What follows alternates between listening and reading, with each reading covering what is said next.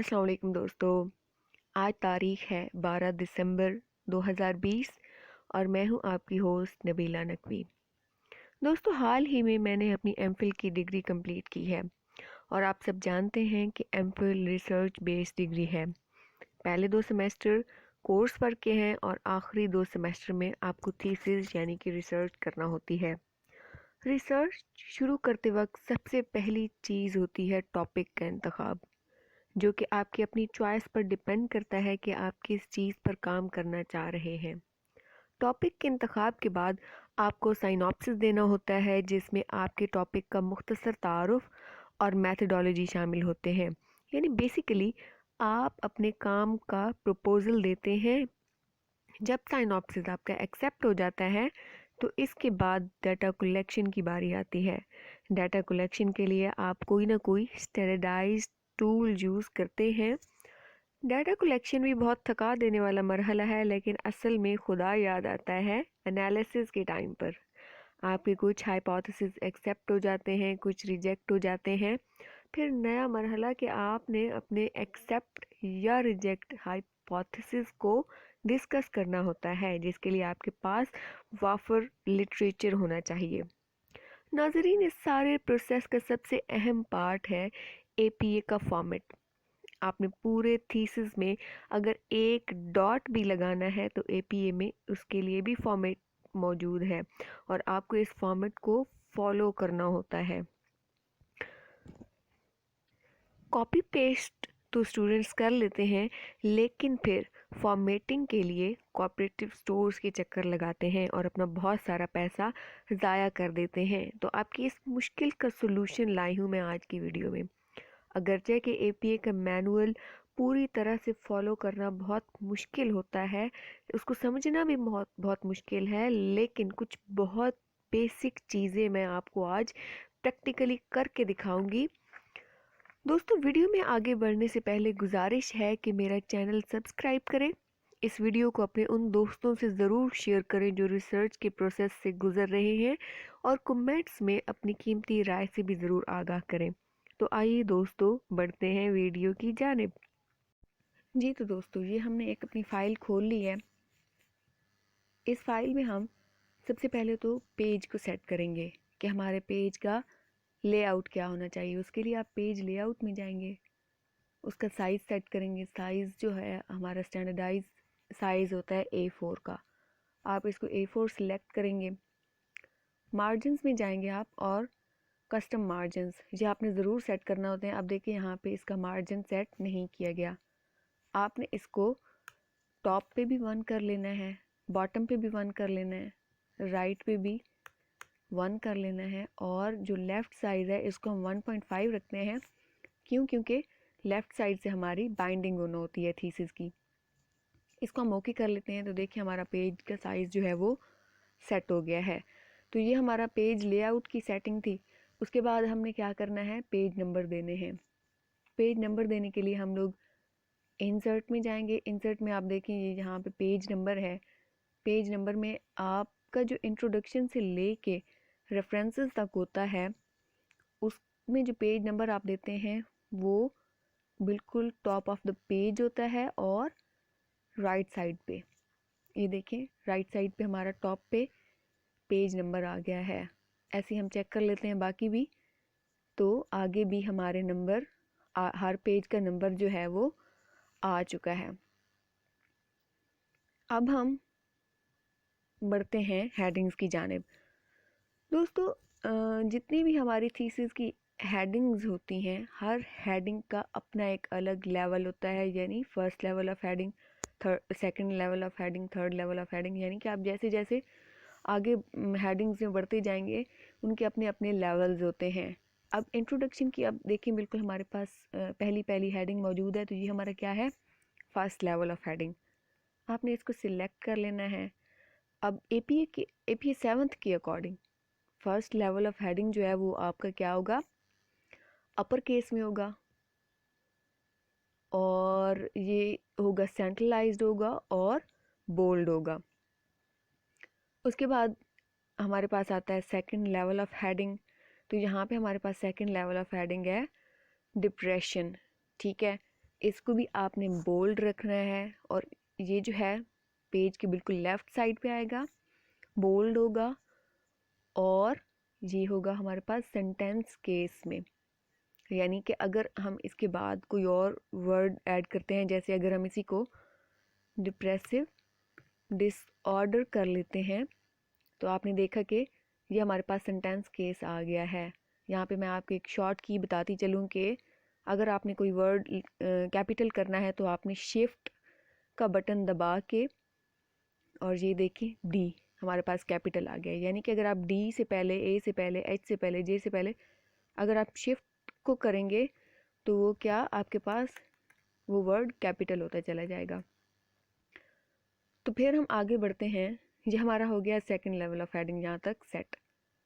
अब हम बढ़ते हैं थर्ड लेवल ऑफ हेडिंग की जानिब। तो हमारा जो थर्ड लेवल ऑफ हेडिंग है वो है क्लासिफिकेशंस ऑफ डिप्रेशन। जैसे कि ये देखें अब इस थीसिस की बिल्कुल भी कोई सेटिंग नहीं की गई। तो अगर आप आते हैं classification of setting classification of depression की तरफ, तो ये हमारे पास क्या हो गया, थर्ड लेवल ऑफ हेडिंग। तो इसको हमने सिलेक्ट कर लेना है। जो हमारे पास थर्ड लेवल ऑफ हेडिंग है वो क्या होगा हमारे पास, इटैलिसाइज करेंगे हम उसको, यानी इटैलिक करेंगे कंट्रोल आई से, ये देखें। और ये भी सेंटेंस केस में होगा हमारे पास और बोल्ड होगा और पेज के बिल्कुल लेफ्ट साइड पे होगा। ये हमारे थर्ड लेवल ऑफ हेडिंग की सेटिंग है। उसके बाद हम आगे चलते हैं तो ये देखें, ये भी डिप्रेशन की एक क्लासिफिकेशन है, यानी एक टाइप आ गई, मेजर डिप्रेसिव डिसऑर्डर। तो जो हमारा फर्स्ट लेवल ऑफ हेडिंग था वो है introduction. Second level of heading हमारा आ गया डिप्रेशन। उसी के अंदर अब देखिए उसी डिप्रेशन के अंदर हमारे पास क्लासिफिकेशंस आ रही हैं डिप्रेशन की, यानी हम डिप्रेशन से बाहर नहीं गए, अभी हमने डिप्रेशन वाली हेडिंग को छोड़ा नहीं है। उसी के अंदर हमारे पास क्लासिफिकेशंस आ गई, तो वो क्या हो गया हमारे पास, थर्ड लेवल हो गया। अब उसी क्लासिफिकेशन ऑफ डिप्रेशन के अंदर ही हमारे पास मेजर डिप्रेसिव डिसऑर्डर आ रहा है, यानी ये हमारे पास अब क्या हो गया, फोर्थ लेवल ऑफ हेडिंग। तो इसको हमने कैसे सेट करना है कि यानी अभी आप देखिए डिप्रेशन की हेडिंग से हम लोग बाहर नहीं जा रहे, डिप्रेशन की हेडिंग के अंदर अंदर ही रह रहे हैं। तो मेजर डिप्रेसिव डिसऑर्डर जो है ये इसका फोर्थ लेवल ऑफ हेडिंग हो गया। अब आपने बस क्या करना है, सिंपली इसका इटैलिक ख़त्म कर देना है, ये ऐसे। यानी कि जो हमारा फोर्थ लेवल ऑफ हेडिंग है वो इंडेंटेड होगा, यानी आपने उसको टैब देना है, बोल्ड होगा, टाइटल केस में होगा यानी सेंटेंस केस में होगा, जिसमें हर वर्ड पहला लेटर, हर वर्ड का पहला लेटर जो है वो कैपिटलाइज होगा, और इसका एंड होगा एक पीरियड के साथ, यानी एंड पे आपने एक फुल स्टॉप लगा देना है। तो ये हमारा हो गया फोर्थ लेवल ऑफ हेडिंग। इसी के साथ ही अगर हम आगे बढ़ते हैं तो अगली हेडिंग, अब ये देखिए ये जो है वो डिप्रेशन की दूसरी क्लासिफिकेशन है मैनिया। यानी अभी यहाँ तक भी हम लोग जो डिप्रेशन की हेडिंग है उससे बाहर नहीं गए। तो ये हमारा कौन सा लेवल हो गया, ये भी अभी भी फोर्थ लेवल ऑफ हेडिंग पे है। इसका सिंपली हमने इटैलिक ख़त्म करना है, ये भी इंडेंटेड होगी और फुल स्टॉप लगा देना है हमने। इसी तरह बाइपोलर डिसऑर्डर को भी हमने, ये भी हमारा फोर्थ लेवल ऑफ हेडिंग चल रहा है, तो इसको भी हमने क्या करना है, इटैलिक इसका ख़त्म करना है और पीरियड लगा देना है इसके एंड पे। अब आगे अगर हम बढ़ते हैं तो फिर आ गया हमारे पास थेरीज ऑफ डिप्रेशन। यानी कि ये पहला अब हमारा हो गया introduction, first level of heading. Second level of heading हमारे पास हो गया डिप्रेशन।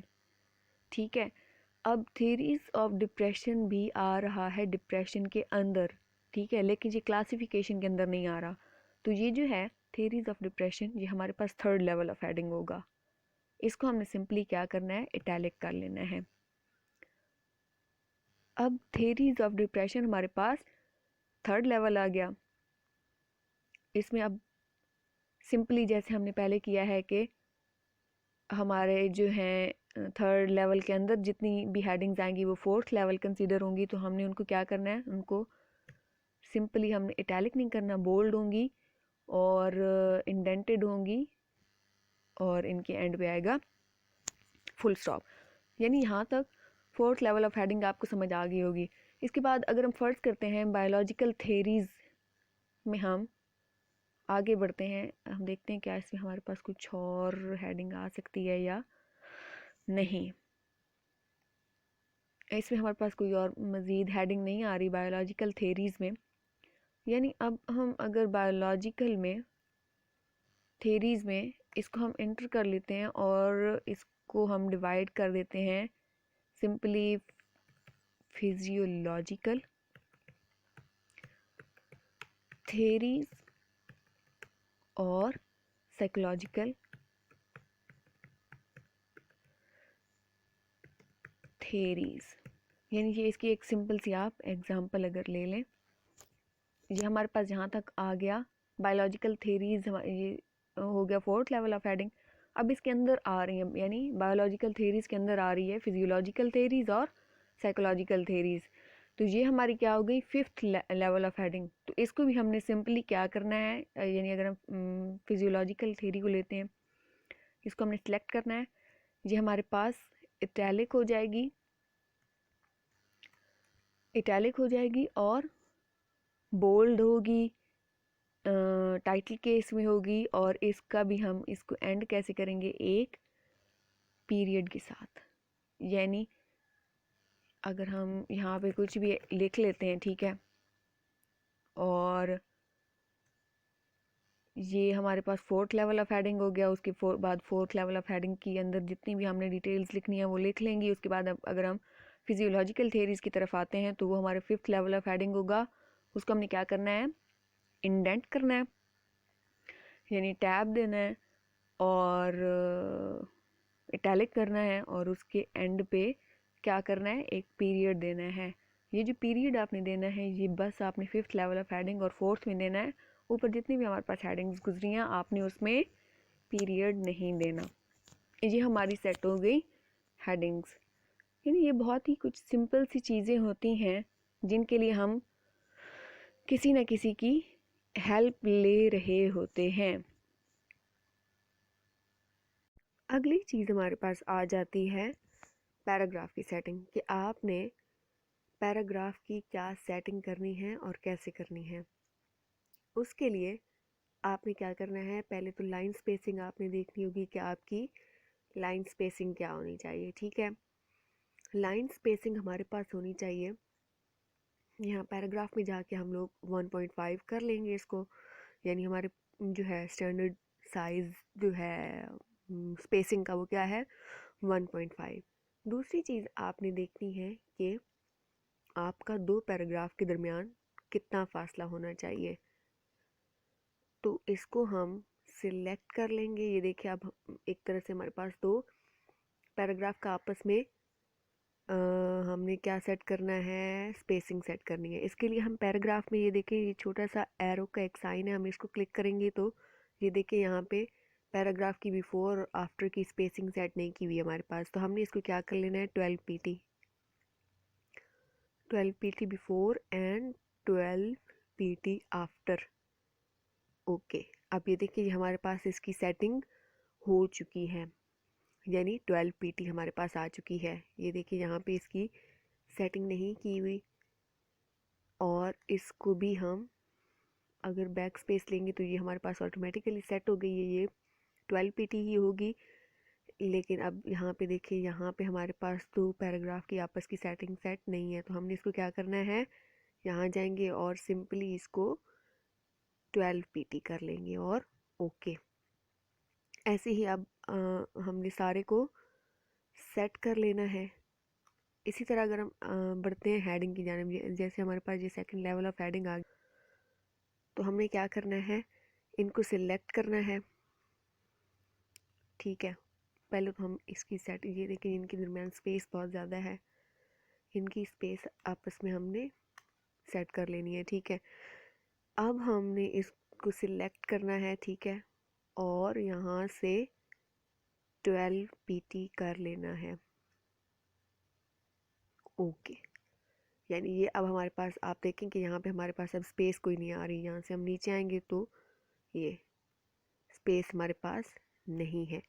इस तरह से हमने इसकी पैराग्राफ की सेटिंग कर लेनी है। हमारे पास स्टैंडर्ड साइज़ जो है आपका क्या होगा, 12 होगा।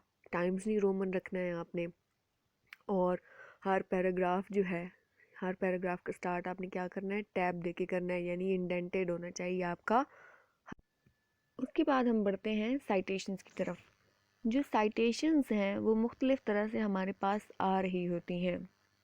यानी अगर हमारे पास एक ऑथर है तो हमने वो जो है उसको कैसे साइट करना है। अगर हमारे पास दो ऑथर हैं तो हमने उनको कैसे साइट करना है। इसी तरह अगर हमारे पास दो या दो से ज़्यादा ऑथर हैं तो हमने उनको कैसे साइट करना है। ये सारा कुछ APA हमें बताता है। तो सबसे पहले सिंपल सी चीज़ है, अगर हमारे पास एक ही ऑथर है। अब चूँकि मेरा जो है नबीला नकवी, तो मेरा जो सरनेम है वो नकवी, तो सिंपली अगर मेरा कोई काम है तो उसको मैं कैसे साइट करूँगी, नकवी, क्योंकि आपने हमेशा सरनेम देना होता है साइटेशन में। नकवी 2016, ये सिंपल एक हमारे पास आ गया रेफरेंस जो हम विद इन साइटेशन साइट कर रहे होते हैं।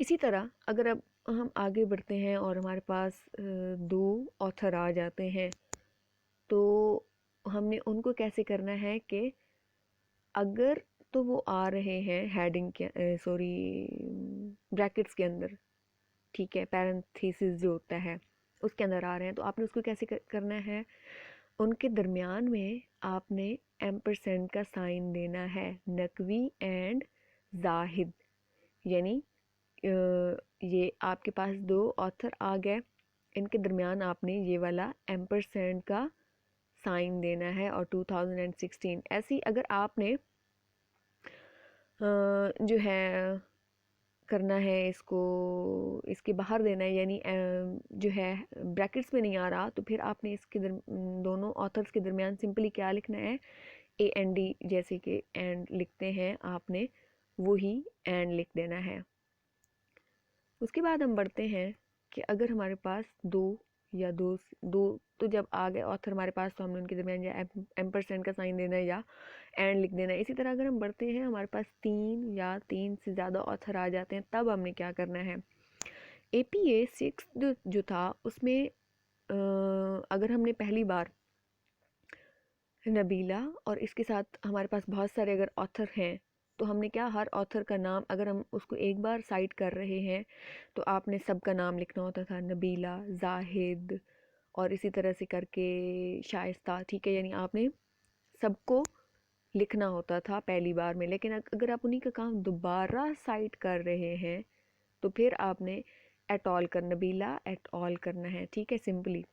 लेकिन APA 7th में अब क्या कर दिया उन लोगों ने कि थोड़ा सा उसको चेंज किया है, यानी आपने पहली बार में ही जो है अगर आपके पास ऑथर तीन से ज़्यादा आ रहे हैं तो आपने उनका नाम, सबका नाम नहीं लिखना, सिर्फ जो फर्स्ट ऑथर हैं आपने उसको सिर्फ साइट करना है।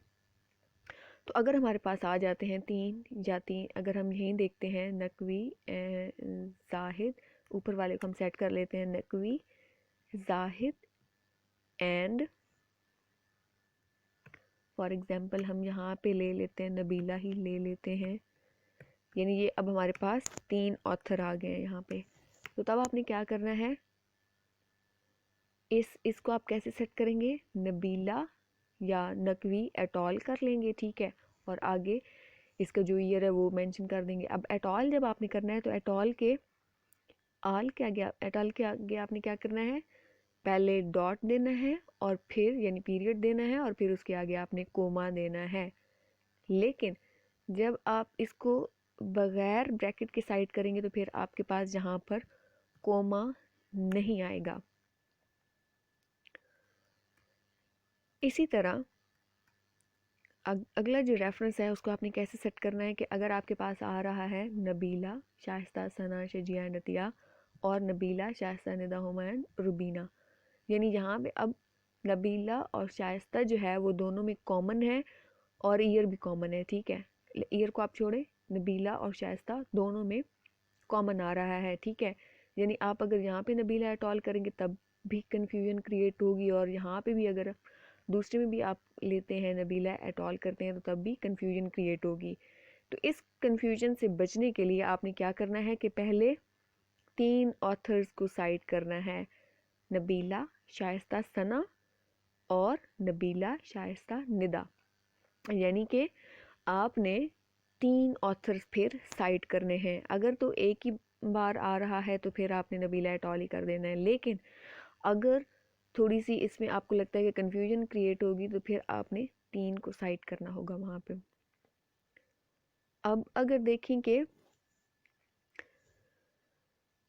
अगर हम सेम काम किसी का साइड कर रहे हैं, यानी नबीला ने भी वही काम किया है और शाइस्ता ने भी वही काम किया है, तो फिर आपने क्या करना है कि दोनों का जो काम है वो आपने ब्रैकेट के अंदर लिखना है, ठीक है। ब्रैकेट के अगर बाहर लिख रहे हैं तब भी और ब्रैकेट के अंदर लिख रहे हैं तब भी, लेकिन आपने उसको सेपरेट कैसे करना है, सेमी कॉलन्स से, जैसे कि ये।